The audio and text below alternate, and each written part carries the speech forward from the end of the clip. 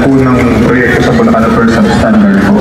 Hindi po nabimit po ano po yung exact po nasa plano, Your Honor. Magandang hapon po sa inyong lahat. Magandang tanghali po.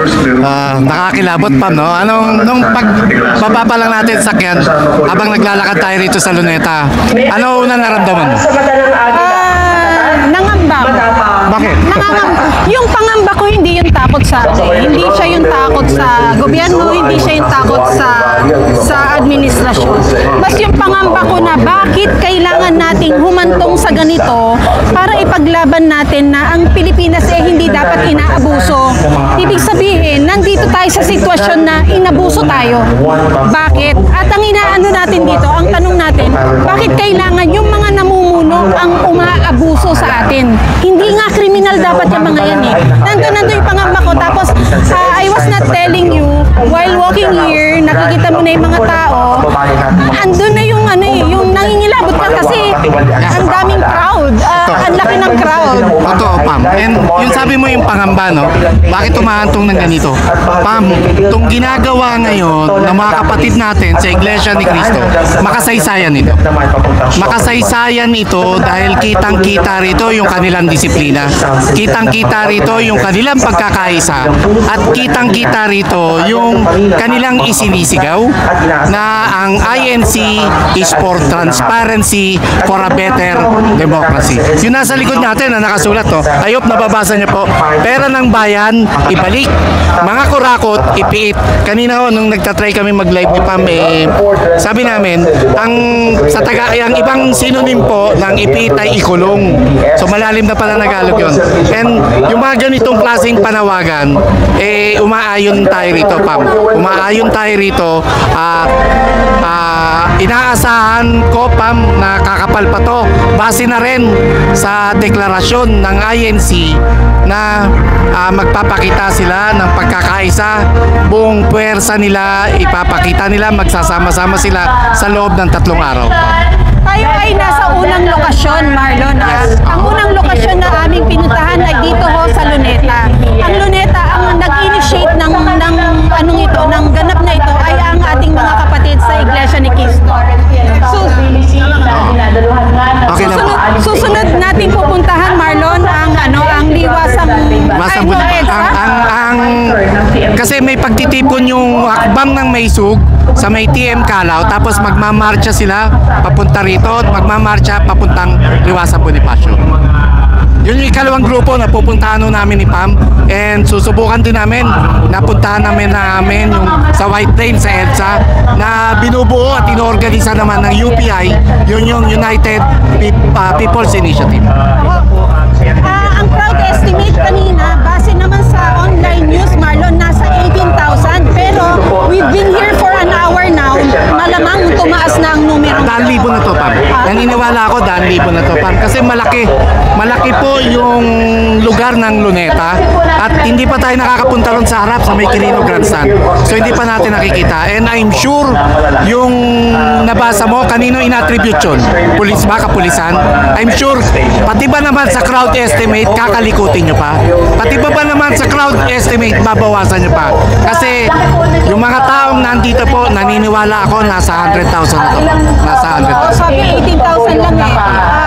Based on Manila Police head count, 18,000. Pero hindi ko nakikitang, tama ka, Marlon, maliit ang 18,000 sa 18,000. Makapal na rin ho at madilim ang kalangitan, Marlon. Sana ito ay nakikiramay lang, pero mamaya muna ho kami iyakan. Kaya mo muna na nakapagsimula. Sana, Marlon, para hindi mag-disperse ang tao. Tingin ko, Pam, umulat umaraw na ang nakakahanga sa Iglesia ni Cristo. Kanina, taas ng sikat ng araw, Pam. Talagang wala silang alisan sa pwesto. Maaaring yung iba nakaupo, yung iba palakad-lakad, pero nandito pa rin sila sa area na kung saan nila ipapakita at isisigaw na rally for transparency and a better democracy. May mga nakausap ho tayo kanina, ang grupo ng Iglesia ni Cristo Tarlac, Marlon. Nandito sila at handa sila, na itanong natin kung handa sila for a 3-day stakeout, no? Handa naman daw sila at pinagprepahan nila yon, ay nag-prepare sila doon. They left around 6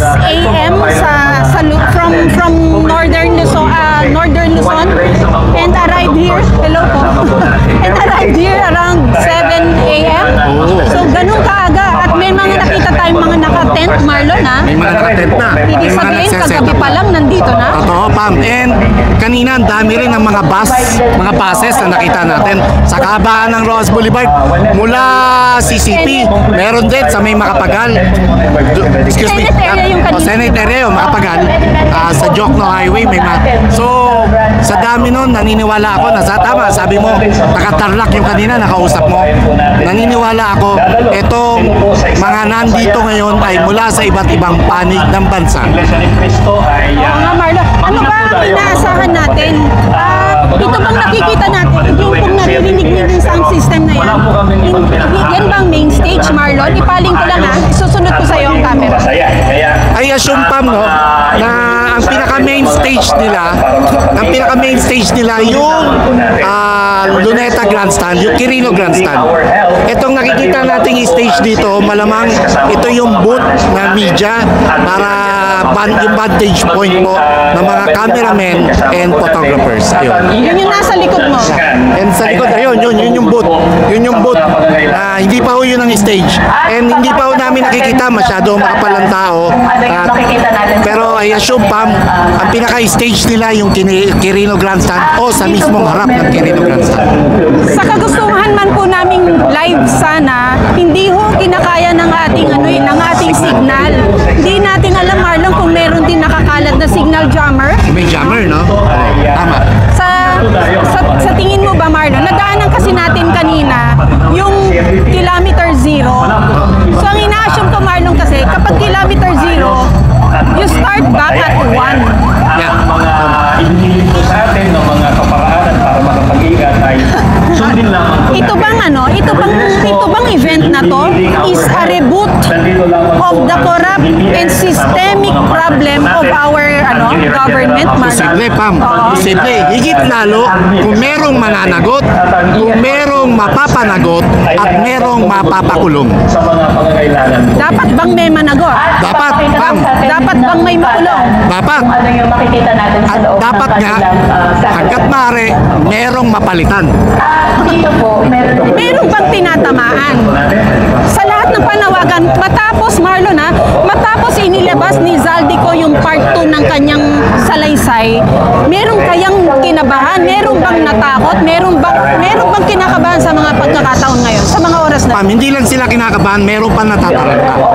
Meron natataranta. At kung tanong mo kung meron tinatamaan, Pam, lagi natin binabanggit dito yung back to you. Dapat, yung sinabi ng isang Ferdinand Bongbong Marcos na mahiya naman kayo, dapat to mababack to you. Marcos Jr., mahiya ka naman. o kailangan po meron din po nangangailangan ng So, kami-kami Ayun, natin hindi tayo napapansin dito na talaga may dumadaan. Pagpasensya nyo na. Hindi, kasi nakita ko yung Marlon, nakita ko yung banner, ang sabi, wasak ang bayan kung ang pinuno ay gahaman. Tamang-tama, no? Tama. Totoo yan, Marlon. Tama. Dahil ang pagiging gahaman, Marlon, nakasentro yan sa sarili mo lamang. Yan ang tanong natin kay Pangulong Bongbong Marcos. Bakit mo piniling maging Pangulo ng bansang ito kung sarili mo lang ang iisipin mo? Di ba? Bakit? Sana, Pam, sana sa ginagawang kilos protesta na ito ng galit na sambayanang Pilipino, sana magkaroon ng tunay na pagbabago. Deserve ba ng Pilipino, Marlon? Deserve. Deserve na deserve, Pamela. Deserve na deserve. Kumusta, Marlon? Nakikita natin ang mga presence ng mga naka-uniforme. Inaasahan naman natin magiging secured ang event na to, no? Ganon din sa EDSA, ganon din sa Liwasan, Marlon. Maayos naman sila. And shout out na rin sa lokal na pulisya, sa lokal na gobyerno ng Maynila, kasi kahit papano masikip yung daloy ng trapiko pero gumagawa sila ng paraan para maisaayos ang lahat. And so far, so good kung usapin ng kaayusan at kapayapaan ng pag-usap. Actually, Marlon, peaceful, no? Peaceful. Wala tayong nakikitang anything na hindi kagaya nung may nakikita ka bang parang presensya o tatak ng mga makakaliwang grupo na Wala pa. And wala rin tayo nakikitang anti-riot police. Wala tayong nakikitang anti-riot police. Yun ang nakakatuwa. Dahil alam naman Pam, no? Nasa? Yung nasa kanan natin, ito yung Rizal Monument. Okay. Ang nasa kaliwa natin, ito naman yung Quirino Grandstand. Ay, ito yung main stage Ito mamaya. yung main no? stage mamaya. At banda doon, Bandang kaliwa, sa harap naman ho namin, sa gilid ng Quirino Grandstand, facing the Quirino Grandstand, bandang kaliwa po, ito po yung Manila Hotel, ang makasaysayang Manila Hotel, at ang tinutumbok po ng kalsadang ito, yun naman po yung sa US Embassy, patungong Cultural Center of the Philippines. Oo, Marlon, nakikita ko na talaga ang pagdating ng maraming tao. At sana hindi muna tayo ulanin ha. Maano po ha, hindi ho biro yung halo ng humidity, Marlon, yung init sa hangin at yung init din ng tirik ng araw. Tapos biglang ganyan na makulimlim. Tapos ang tao, alam natin pinagpapawisan. Ito yung malakas Marlon makapagsipon or Actually, tangkas. Pam, doon ako nag-aalala. Doon ako nag-aalala kasi kanina katulad kausap mo yung mga Tarlakenyo, no? Mga may edad na sila. Ang tingin ko, mga senior citizen na sila.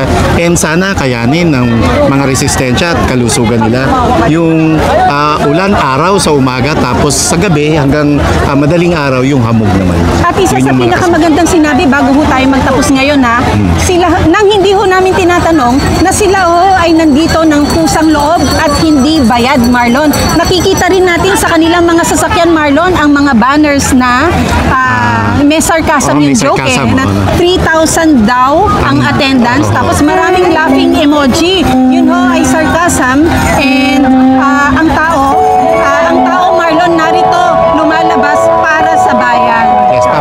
And yung mga ganitong klaseng pagtitipon, take note, wala pong pinapamahaging ayuda rito. Yes. Walang AIX, walang AKAP, walang tupad, at ito ay kusang loob na pagpunta ng daang libong bilang o baka milyon-milyon bilang na miyembro ng Iglesia ni Cristo. Yes, Marlon, dito ho, hindi ho bida dito ang Iglesia ni Cristo. Hindi ho bida dito ang mga politiko. Ang bida ho dito ay ang mamamayang Pilipino, pinangunahan ho ng ating mga kapatid sa Iglesia ni Cristo. At ang kontrabida rito, yung mga kawatan sa gobyerno. Yes. Ngayong araw na to, Marlon, mananalo ang Pilipino. May awan Diyos, may awan Diyos. At dahil dyan, pansamantala ko kami nagpapaalam. Ako po si Marlon. Ako po si Pa. Narito tayo sa third floor studio na Mind Your Own Opinion. Don't forget the LSM. Like, share, subscribe at yung DSA na. Don't skip ads. TYL, thank you Lord. God bless. Kasi si God naman ang laging the best. Bye-bye po. Naku, namalat ka na nga.